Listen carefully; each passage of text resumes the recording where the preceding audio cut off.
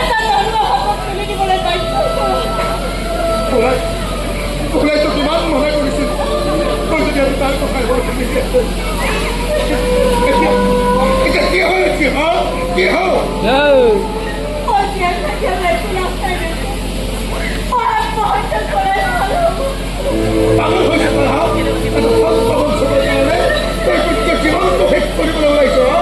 পাগল হৈছে তই মই জীয়াই থাকি একো নাস্তাই দিছো মোৰ আজি নিজৰ ওপৰতে ধিক্কাৰ জানিছো মই মৰি যোৱাই ভাল কৰিছে মৰি যোৱাই ভাল।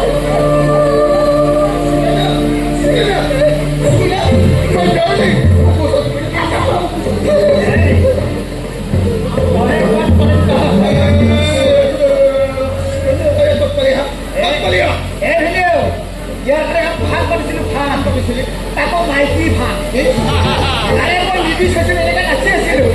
আৰে বেটা মোকে লাইন মাৰে এনে কি কৰা কৰি আৰে মই পুলিচ মাতি আছো পুলিচ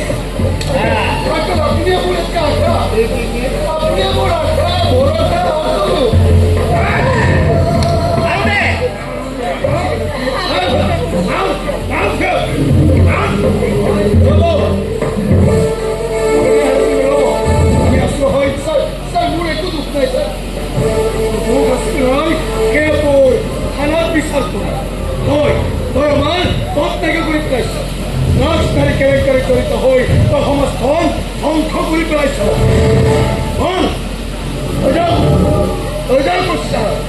ইয়াৰ পৰা সমাজ পঢ়িবোৰক